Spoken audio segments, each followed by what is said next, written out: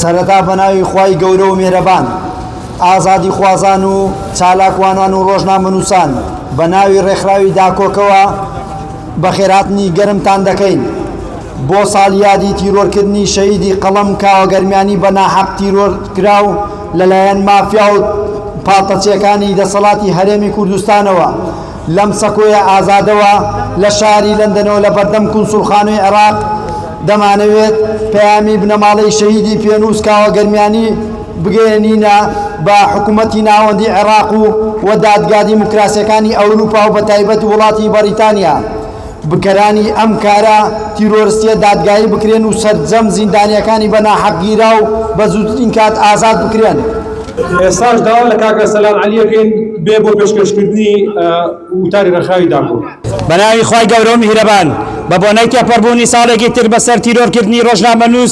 ڕۆژنامەنووسی بوێر کاوەگەرمیانی لە 5 کانونی یەکەمی 2013 ئێمە لە ڕێکخراوی داکۆک بۆ ماف و ئازادی بەتوندی دانەی بەردەوامی کوشتنی ئازادی ڕادەربڕین و دەنگی ڕەخنەگر لە کوردستاندا دەکەین. شەهیدکردنی کاوەگەرمیانی تەنها ڕووداوێکی تاوانکاری نەبوو بەڵکو خاڵی وەرچەرخان و ڕاگەیاندنی شەڕێکی کراوە بوو لە دژی قەڵەمە ئازادەکان کە تا ئەم ساتەش کاریگەریە شومەکەی بەسەر کۆمەلگاوە ماوە بەداخەوە کوشتن و چەوسانەوە و زیندانی کردن بووە بە سیمای قێزەونی جوت حیزبی دەسەڵاتدار و بەکردەوە بووینەتە گەورەترین هەڕەشە بۆ سەر ئازادیە مەدەنیەکان. ئەو نەهامەتیانەی تا ئێستاش لە هەرێمی کوردستاندا هەڕەشە لە ژیانی هاوڵاتیان و چالاکوانان دەکەن بریتین لە یەکەم بەکارهێنانی یاسای نادادپەروەرانە و هەڕەشەی دەستگا ئەمنیەکان دژ بە هاوڵاتیان و زیندانی کردنی ڕۆژنامەنووسان و دەنگە ناڕازیەکان شێروانی و قەهرەمان شکوری و چەندانی تر کە تا ئێستاش لە زیندانی حیزبدان بزیندووترین گەواهی دەریان ڕاستیان و لە تازەترین پێشهاتدا هەڵقوتانە سەرگوندی لاجانی نزیک هەولێر بە ناوی پاراستنی سەروەری دام و دەستگاکان لە بەرواری 2/12/2025 تەنها لەبەرەوەی گەنجانی ئەو ناوچەیە داوای هەلیکار و دامەزراندنیانە کرد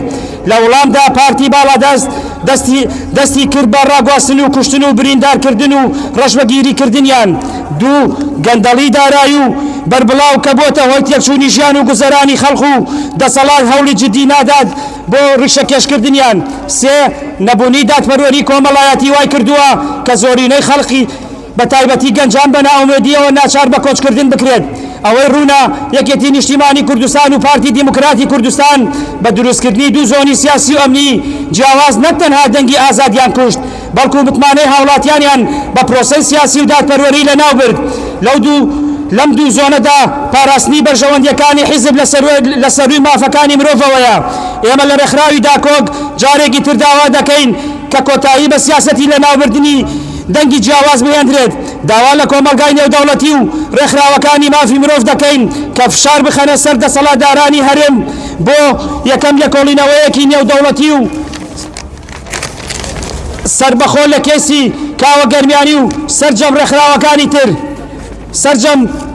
سەرجەم ڕێکخراوەکانی تری قەڵەم و ڕووداوە ئەمنی و سەربازیەکانی ئەم دوایەی شارەکانی سلێمانی و هەولێر دوو ئازادکردنی دەست بەجێی سەرجەم ڕۆژنامەنووسان و چالاکوانە زیندانی کراوەکان سێ ڕێزگرتن لە ئازادی ڕادەربڕین و دابینکردنی ژینگەیەکی سەلامەت بۆ کاری ڕۆژنامەگەری و چالاکوانە ناحیزبیەکانی دەرەوەی دەسەڵات لە کۆتاییدا وەفا و ڕێز بۆ شەهید کاوەگەرمیانی و هەموو شەهیدانی تری قەڵەم ڕێکخراوی داکۆک بۆ ماف و ئازادی. زۆر سپاس. گەورە و میهرەبان ڕۆژنامەنووس و چالاکوان و ئەندامانی ڕێکخراوی داکۆک بەناوی هەموو ئازادی خوازانی نیشتیمان لە دووری قوربەتی نیشتیمانەکەمان دەڵێن ڕوحت شاد پێنووسە ئازا و بێرەکەی گەرمیان تۆ کارێزمابوونت فێری ئێمەی ڕۆژنامەنووس و چالاکوان و ئازادی خوازان کرد لە دوای تیرۆرکردنی چەند گەنج و ناو لاوانی نیشتیمان و بێناز لە کوڕ و کوچانی شارە جیاوازەکان لەسەر بیر و باوەڕ و حزبی تۆ بە پێنووسەکەی تۆ خەبات دەکەن بۆ لەناوبردنی گەندەڵی و گوندەڵکارانی هەرێمی کوردستان هاوگوینەکانی تۆ داوای ئازادبوونی نیشتیمان دەکەن لە ژێردەستی مافیا و باڵتەجیەکانی دەستەڵاتی خۆسەپێنی بنەماوە ڕۆژنامەنووس کاوەگەرمیانی دەستی برد بۆ کەیسی گەندەڵی و گوندەڵکارانی هەرێمی کوردستان بە هەڵدانەوەی لاپەڕی ڕشە بازرگانیەکانی خەتەرەکانی وایان لە کاوەگەرمیانی کرد لە باوەشی میهرەبانی دایشی داتیوەر بکرێتن. ئێمە لێنەوە دڵنیایی بە خانەوادەی شەهیدی سەربەرزەکانمان دەدەین دەزەندین لە پێناو خوێنی کاوەگەرمیانی و سەرجەم ڕۆژنامەنووسەکانی تر کە خوێنیان بەناحەق ڕژاوە ئەوانەی ئێستاش لە زیندانەکانن بە بێتاوانی دەستگیر کراون شەرمان شەروانی و کارەمان شوقی و چەندانی تر لەم سەکۆیە ئازادەی شاری لەندنەوە لە مایکە پیرۆزەکەی داکۆکەوە لە بەردەم خوسوخانی عێراق داوا لە دادگای هەردوو وڵات دەکەین بە تایبەتی دادگای دیموکراسی وڵاتی بەریتانیا بکەرانی ئەم کارە تیرۆریسیا بدرێن بە دادگا زیندانە بێتاوانەکانمان ئازاد بکرێن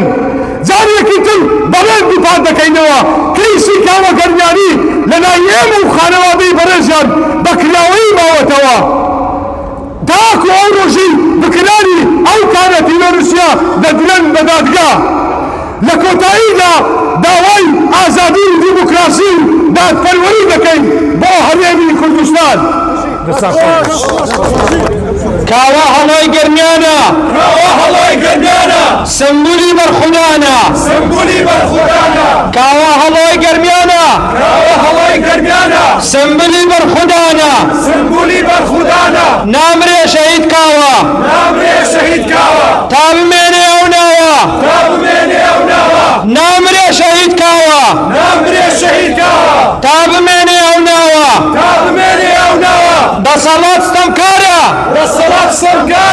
دژی ڕۆڵەی هەژارە دەسەڵات ستەمکارە خێراتنی هەموو لایەکەکەم بۆ بەشداریکردن لە میادکردنەوە من وەکو ئەندام و چالاکوان لە ڕێکخراوی داکۆک بەشدارم لە خۆپیشاندان دژی تیرۆرکردن و شەهیدکردنی شەهیدی قەڵەم کاوەگەرمیانی کە ڕۆژنامەنووسێکی بوێر و لێهاتوو بوو بۆ بە ئاشکراکردنی دزی و گەندەڵەکانی هەردوو حزبی دەسەڵاتدارانی هەرێمی کوردستان و بە تاڵانبردنی داهاتی کوردستان لە پێناو بەرژەوەندەکانی خۆیان هەردوو حزبانی دەسەڵاتداران پارتی و یەکێتی لە دێر زەمانەوە دەستیان سوورە بە تیرۆرکردنی ڕۆژنامەنووسان و چالاکوانانی ئازادی ڕادەربڕین ئێمە لێرەوە بە هەردوو بنەماڵی بارزانی و تاڵەبانی و بە بکوژانی کاوەگەرمیانی ئەڵێن ئەمڕۆ بە دەیان کاوەگەرمیانی لێرن ئازادن و کۆڵ نادەن بەردەوام ئەبین دژی هەردوو حزبی دەسەڵاتدارانی پارتی و یەکێتی عزیزانم سڵاوتان لێبێت کارێکی بەجێ ئەنجام دەدەن و ئەرکێکی ئەخلاقیش جێبەجێ دەکەن کە یادی ئەو ڕۆڵەبەرامەکەی کوردستان بەرز ڕادەگرن و هاوچارەنووسی خۆتان لەگەڵ گەرمێنی ڕەشکۆش نیشان دەدەن کاوە لە پێناوی ئێمەدا ئەو ڕێی هەڵبژارد و لە پێناو ئێمەشدا سەری خۆیدانە کاوە لە وڵاتێکدا شەهید کرا کە لە سیستەمی بەڕێوەبردنی تێدایە نەدام و دەستگا نەدادگا نەدەستور و نەیاسا هەر بۆیە نابێت چاوەڕێی بەردەرگاکردنی تاوانبارانی ڕاستەقی نەبی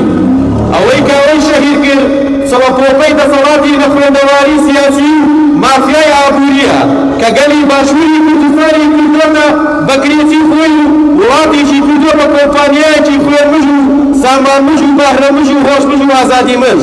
تا ئەو دەسەڵاتە تەنیا گۆڕ بە دمزەیەوە دەکات قەت بیر لەوانە ناکاتەوە کە لەسەر دەوی دەژین ئەو دەسەڵاتە گرنگی تەنیا بە پول و بۆری تاکۆ دەدا سەرخۆشی بۆ ئەوان و خشتە گلێنەکانی ماڵی شەهیدیش ماز دەکەن ئێستاش گەور و میرەبانەوە بە خێراتنی ئامادەبوونی بەڕێزەکەین ئێمە ئەمڕۆ وەک چالاکوانی ئەندامانی ڕێکخراوی داکۆک لە بەردەم سەفارەتی عێراق لە لەندەن کۆبووینەوە بە مەبەستی یادکردنەوەی ساڵ ڕۆژی تیرۆرکردنی شەهید کاوە گەرمیانی کە لەو ڕۆژەدا لەلایەن چەتەکانی دەسەڵاتەوە تیرۆر کرا و قەڵتانی بەرخەڵتانی خوێن کرا بەهۆی نووسینی گەندەڵەکانی بەرپرسانی دەسەڵاتی جوود بنەماڵە لە ناوچەکەدا وەیە دەسەڵاتدارانی ناوچەکە ئەمیان پێ قبول نەکرا دەسەڵاتدارانی ناوچەکە ئەمیان پێ قبول نەکرا و لە ڕۆژێکی وەک ئەمڕۆدا 12 ساڵ لەمەوبەر لە ئێوارە درەنگانێکی تاریکدا لە ماڵەکەی خۆیدا و لە باوەشی گەرمیدایکی تیرۆریان کرد و قەڵتانی خوێنیان کرد بۆیە ئێمە وەک چالاکوان و ئەندامانی ڕێکخراوی داکۆک هەموو ساڵێک لەم ڕۆژەدا یادی ئەو تاوانە قێزەوەی دەکەینەوە و داوا لە حکومەتی بەریتانی و لایەنە نێودەوڵەتیەکان دەکەین کە ڕووی ڕاستەقینەی حکومەتی جوود بنەماڵەیشێتی پارتی بزانن و سڵاتان لێ بە ئازادی خوازان و ئامادەبوانی بەڕێز وەک لای ئێوەی بەڕێز ڕوونە ئەمڕۆ لە ساڵ وەگەری شەهیدی قەڵەم کاوە گەرمیانی داین کاوە گەرمیانی قەڵەمێکی خامە ڕەنگینی نیشتیمان بوو کە تەنها لە ڕێگەی قەڵەمەکەی ئەوانەکەم و کوڕی و نەنگیەکانی دەسەڵاتی کوردی دەردەخست بەڵام بەداخەوە لەلایەن سەرانی تیرۆریستی یەکێتی نیشتیمانیەوە بە چەک وڵامی قەڵەم درایەوە شەهید کرا سەرانی میلیشیایی حکومەتی هەرێم وەکو پیشەی لە مێژینەیان هەمیشە ترس و هستریان لە قەڵەمە زیندوەکان هەیە هەر قەڵەمێک لە خزمەتی کارە لەنگ و نابەجیەکانی خۆیاندا نەبێت دووچاری مەرگی دەکەنەوە بە نمونەش کاوە گەرمیانی و سەردەشت و چەندانی دیکەکە لەسەر هەمان ڕێزکە بەردەوامن من دەڵێم ئەم ترس و هستریایی سەرانی حزب و سەرانی ئەکسپایری حکومەتی هەرێمی کوردستان مایەی بەزەی پێدا هاتنەوەیە مایەی ئەوەیە کە بەزەی پێیاندا بێتەوانێ لەبەرەوەی کولتورێکی بێزراوان داهێناوە کە کولتوری وڵاندانەوەی چەکە کە کولتوری وڵاندانەوەی قەڵەمەکانە خامە ڕەنگینەکانە بەچەک من لێرەوانێ پێتان دەڵێم ئۆباڵی خوێنی کاوە گەرمیانی ئۆباڵی خوێنی سەردەش عوسمان ئۆباڵی خوێنی هەموو ئەو چالاکوانانەی کە لەسەر ڕێسکەی کاوە گەرمیانی و لە ڕێگەی لەبەردوودان لە ئۆباڵی دەستگاداریەکان لە ئۆباڵی دادگاکان لە ئۆباڵی سەرانی ناوە بەسەرچووی حکومەتی عێراقی و هەرێمی کوردستاندایە پێیان دەڵێم ئێوە شایەری بەزەی پێداهاتنەوەن لەبەرەوەی کوشتنی کاوە گەرمیانی نەک نەبوو شوێنکردنەوەی ڕێسکەکەی کاوە گەرمیانی بەڵکو بووە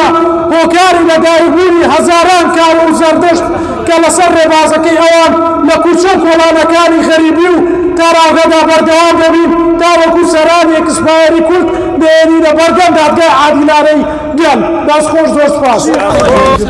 بە شێوی مەزن زۆر جوان لە وەسفیانە ئەڵێ سربەخۆیی گرنگ نییە هەر هەشت پیتی ناوی وڵات بەعانەیەک سربەخۆیی گرنگ نییە هەر هەشت پیتی ناوی وڵات بەعانەیەک قەڵای ئێسکی ئەنفالەکان بە مەرحەبای بێگانەیەک گرنگ نییە خوددا دەیکرد قودس ئەبوو بە ئۆرشەلیم دڵش ئەچووە ناو پەراسووی یەکانەیەک گرنگ نییە دەبا بەعسی ببڕووکێتە ناو دەرپێشمان وەکو شارە مۆرانەیەک بەڵام گرنگ کورسیەکی سارد و سڕی وەک تابوتی بنی مردووە بەڵام گرنگ کورسیەکی سارد و سڕی وەک تابوتی بنی مردووە گرنگتریش ئەو دۆلارە چاوتۆزانن کە بۆ غوربەت سەری خۆیان هەڵگرتووە ڕۆژی 5/12/2013 ڕۆژنامەنووس کاوە گەرمیانی یەکێک لە قەڵەمە بیوەر و ئازاکان لە مرۆڤە خاوەن هەڵوێست و کەرامەتەکان لە ماڵەکەی خۆیدا بە دەستی چەتەکانی کوردایەتی خزمەتکار و نۆکەری دوژمنانی کورد تیرۆر کرا ئەم کردەوە ترسنۆکانە سەرەڕای ئەوەی کوشتنی ئازادی و دیموکراتی و بەهاکانی مافی مرۆڤە لە هەمان کاتدا سەلمەنەری ئەو ڕاستەیە کە دەسەڵاتدارانی ئەو هەرێمە چەندە لە ڕای ئازاد و قەڵەمی بیێر و دەنگی حەقبێژ ئەترسن بەرز و پیرۆز بێت ساڵیادی تیرۆرکردنی کاوە گەرمیانی نەفرەت لە دەسەڵاتی شەتەکانی کوردایەتی و دژمنانی ئازادی و دیموکراتی ئامادەبوانی بەڕێز بە وتافێک کۆتایی بە وتارەکەمە یێنم سپاسان دەکەم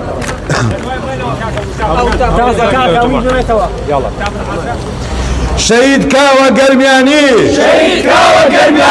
لە جێی تاجی سەرمانی شهید کاوە گەرمیانی لە جێی تاجی سەرمانی وەکو ئاڵای شەکاوەین پێنووسی دەستی کاوەین داکۆک و داکۆکارین دژی زوڵم و زۆردارین هەتا پێنووسێ مابێ دەنگی ئازاد کرد نابێ بە گۆڕی شەهید کاوە زوڵم هێندەی نەماوە هەزارانی وەکاوە بەرانبەرتان وەساوە ئێوە ناعەدالەتن بێزرایەکی دوولەتن ئێوە ناعەدالەتن بێزرایەکی دوولەتن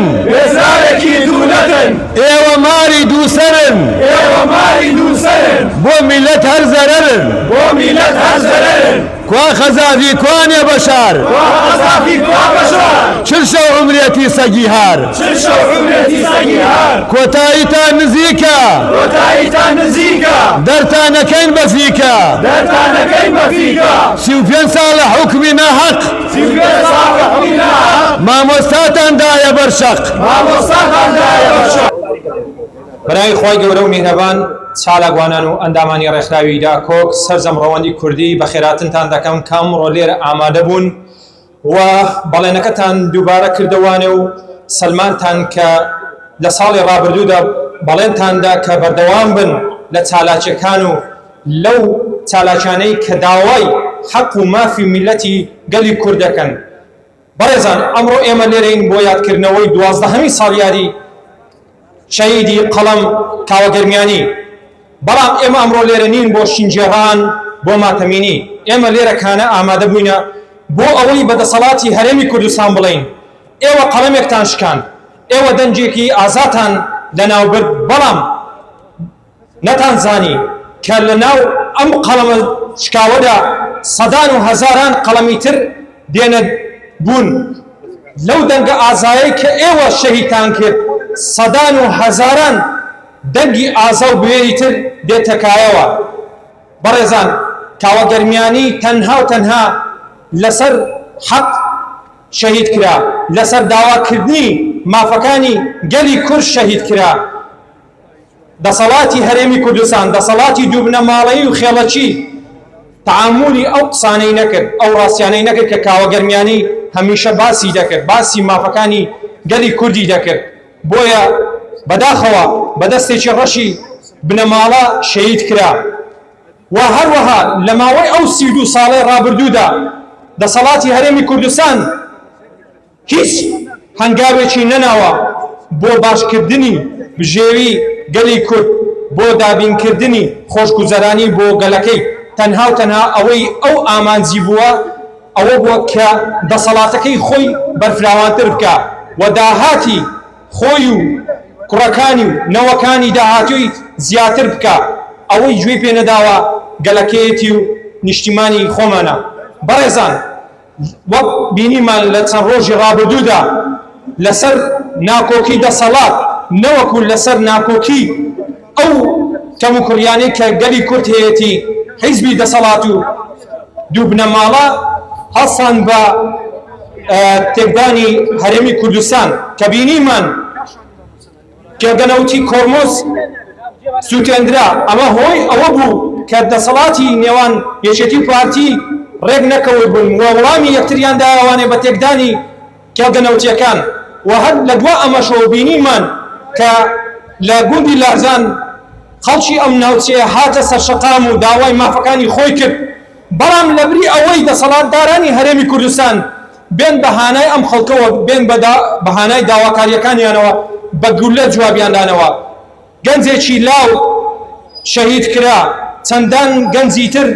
خرانە زیندانەکانەوە. بۆیە ئەم دەسەڵاتە کە لە ماوەی 50 ساڵی ڕابردوودا هیچ شتێکی بۆ گەلی کورد نەکردووە و هەر عەقڵیەتی خێڵەکی بەکاردێنێ بە 50 ساڵی داهاتوش هیچ شتێک بۆ میلەتی کورد ناکە. ئەوەی پێویستە لەسەر گەنجان و لاوانی کورد هەوڵ بدەین کە ئەم عەقڵە خێڵەکیە بگۆڕین، بیکەین بە حکمێکی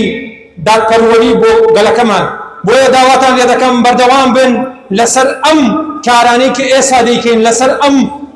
بەڵێنانەی کە دووبارەی دەکەینەوە ساڵانە بۆ ئەوەی داواکانی مافی گەلەکەمان بێین نەجێ. بۆیە دووبارە دەڵێم سەربەرزی بۆ شەهیدانی ڕێگای ئازادی و سەر شەوڕی بۆ دەسەڵاتی نابەرپرس و چەتا. دەستان خۆش بێت. پەرەتا بە ناوی خۆی گەورە و میهرەبان، ئەمڕۆ 12هەمین ساڵ ڕۆژی تیرۆرکردنی قەڵەم ئازاکەی گەرمیان کاوە گەرمیانیە 12 ساڵە بکوژەکانی بە ئازادی لە دەرەوە دەگەڕێن و دۆسیەکەی داخراوە، بەڵام دڵی هەزاران ڕۆژنامەنووس و چالاکوان بە ئازاری ئەو برینەوە دەکڵێن. کاوە گەرمیانی دەنگی نیشتیمانێک بوو، کاتێک گەندەڵی وڵاتی ئاشکرا کرد هەڕەشەیان لێ کرد کاتێک دەنگی گەندەڵکارانی تۆمار کرد تیرۆریان کرد 12 ساڵە دەتانەوێت ڕاستیەکان بشارنەوە لە ترسی ئاشکرابوونی دەستی پیستان تاوانباران دەشارنەوە و دەیان ڕۆژنامەنووسی تر بە ناحەق زیندانی کراون بۆیە لە کۆتاییدا دەڵێم سەرشۆڕی بۆ هەردوو بنەماڵی پارتی وەکێتی دەستخۆش لێبێ هاوڕێیان هەموو لایەک بەخێر بێن ئەمڕۆ 12 ساڵ تێپەر دەبێ بەسەر شەهیدکردنی کاوە گەرمیانی کە لەلایەن دەسەڵاتدارانی یەکێتی لە بەردەم ماڵەکەی خۆیانە شەهیدیان کردو هەتا ئێساش تاوانبارانی ئەم تاوانە ئەسوڕێنەوە داواکراوانی ئەم تاوانە ئەسوڕێنەوە و داگایی نەکراون هەروەها پارتی یەکێتی دەستیان سوورە بە خوێنی شەهیدانی ڕۆژنامەنووس و ئازادی خوازان و بۆ ئێمە لێرەوە دەڵێن بڕوخێ دەسەڵاتی بارزانی و تاڵەبانی میلەت ئازادی ئەوێ تا پێی نەگا ناسەوێ نان و قوت و بژێوی کەوتۆتە دەستی ڕێوی